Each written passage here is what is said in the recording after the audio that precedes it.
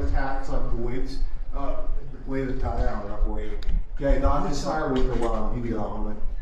देखिए, हर चीज़ की कोई ना कोई वजह होती है और हमने उन्हें काफ़ी करारा जवाब दिया है, परसों रात को और असल में कल रात को भी।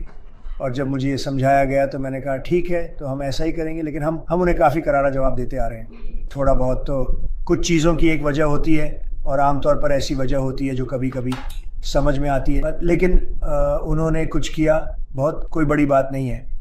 हमने संभाल लिया, हमने इसे बहुत जल्दी शुरुआत में ही दबा दिया, जैसा कि हम हमेशा करते हैं। हमारे पास दुनिया की सबसे बेहतरीन सेना है, लेकिन आप कुछ लोग कहेंगे कि उन्हें थोड़ा उकसाया गया था क्योंकि हमने किसी दूसरी वजह से कड़ी कार्रवाई की थी, तो वे उसी का जवाब दे रहे थे। राष्ट्रपति महोदय, क्या आप समझा सकते हैं? मैं सुन रहा हूँ, बातचीत खुद असल में बहुत अच्छी चल रही है, बहुत अच्छी।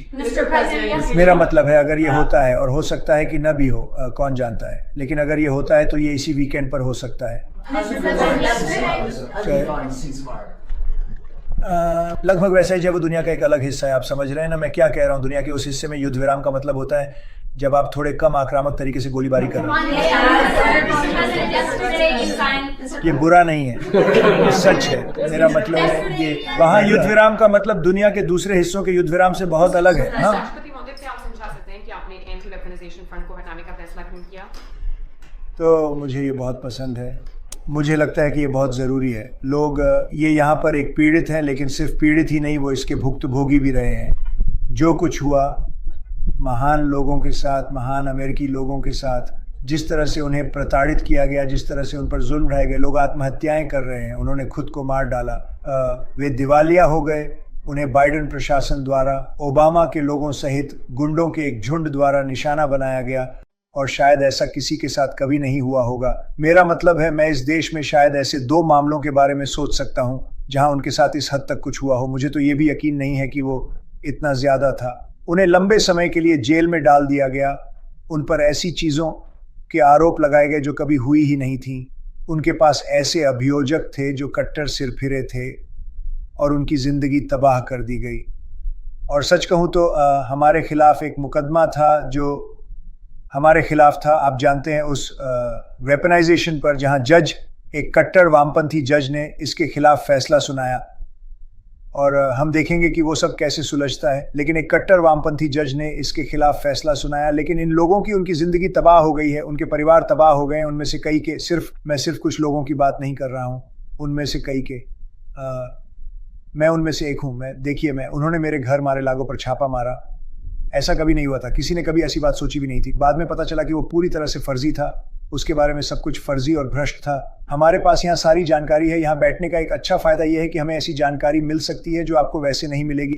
तो हमारे पास जो है, और जो हम आने वाले हफ्तों में दिखाने जा रहे हैं, मुझे पता है कि आप उस पर यकीन भी नहीं करेंगे। आप में से कुछ लोग इस पर यकीन करेंगे, जैसे CNN इस पर यकीन करेगा, क्योंकि वे जानते थे कि क्या चल रहा था। वे बेहद बेईमान हैं। CNN एक बहुत ही भ्रष्ट संस्था है, लेकिन वहाँ एक भ्रष्ट रिपोर्टर खड़ी है, कभी मुस्कुराती नहीं है। आप कभी नहीं देखते, वो एक युवा खूबसूरत महिला है, कभी मुस्कुराती नहीं है। मैंने कभी उसके चेहरे पर मुस्कान नहीं देखी। मैं उसे वहाँ आंखों में नफरत लिए खड़े देखता हूँ, जैसे उसे नफरत है, क्योंकि हमारे पास सीमाएं हैं, क्योंकि हमारे पास एक मजबूत सेना है, क्योंकि हमने अपने टैक्स कम किए, क्योंकि हम वो काम करते हैं जो हर कोई चाहता था, और फिर हम अपना चुनाव भारी बहुमत से जीतते हैं। हम इस देश के 80% काउंटियों में जीत हासिल करते हैं। किसी ने कभी ऐसी बात नहीं सुनी होगी, और ऐसा इसलिए है क्योंकि हम सही काम कर रहे हैं। और हमने ईरान की तरफ रुख किया, क्योंकि हम ईरान को परमाणु हथियार नहीं बनाने दे सकते, किसी भी परिस्थिति में हम ऐसा नहीं होने दे सकते। तो पत्रकारों को खुश होना चाहिए, उन्हें दुखी नहीं होना चाहिए, उन्हें बहुत खुश होना चाहिए, क्योंकि आप जानते हैं कि हम क्या कर रहे हैं, हम अपने देश को बचा रहे हैं। हाँ राष्ट्रपति महोदय जी, हाँ, 2 सवाल, एक ईरान पर और फिर एक आपके जन्मदिन पर। तो हम एक ही करेंगे। पहला यह है कि क्या आपको इस बात की कोई चिंता है कि IRGC किसी भी संभावित समझौते को बिगाड़ सकती है? और फिर दूसरा यह है कि आपका जन्मदिन आने वाला है, मैं ये नहीं कहूंगा कि कौन सा है, लेकिन ये एक बड़ा जन्मदिन है, तो आप मोमबत्ती बुझाने जा रहे हैं, आप केक पर कुछ मोमबत्तियां बुझाने जा रहे हैं, उम्मीद है। आपकी क्या इच्छाएं हैं जिन्हें आप अगले साल अपने राष्ट्रपति कार्यकाल के दौरान संयुक्त राज्य अमेरिका के लिए ठीक है। देखना चाहेंगे? हाँ, खैर, मैं आपके क्रम के अनुसार ही जवाब दूंगा। जब आप ईरान से निपट रहे हो तो कुछ भी हो सकता है, आप जानते हैं, लेकिन जब आप दूसरे देशों से निपट रहे हो तब भी, लेकिन वो दुनिया का एक बहुत ही अशांत हिस्सा है, शायद दुनिया का सबसे अशांत हिस्सा। वो बहुत, वहाँ के लोग अशांत हैं। नेतृत्व, आप देख ही रहे हैं कि क्या चल रहा है। हम नेतृत्व की 3 टीमों से गुजर चुके हैं।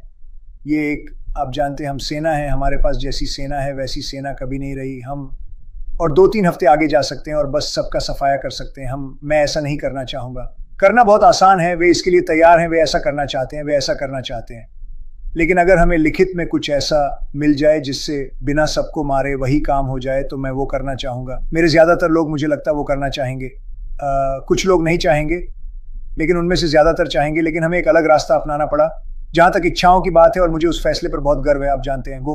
वैसे उस बात को पूरा करने के लिए हमारे पास इतिहास का सबसे मजबूत शेयर बाजार था और मैंने कहा हमारे पास कोई विकल्प नहीं, हमें ये करना है। मुझे पता था कि इस पर असर पड़ेगा, लेकिन मुझे बहुत सुखद आश्चर्य हुआ जब मैंने देखा कि आज हमने शेयर बाजार में एक और नया रिकॉर्ड बनाया है। मेरा मतलब है हमारे पास सैन्य संघर्ष या युद्ध के चलते भी इतिहास का सबसे ऊंचा शेयर बाजार है। कुछ लोग इसे युद्ध कहते हैं, कुछ लोग इसे सैन्य कार्रवाई कहते हैं। ये हमारे लिए कोई बड़ी बात नहीं है।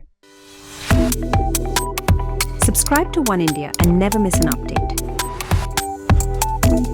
Download the One India app now.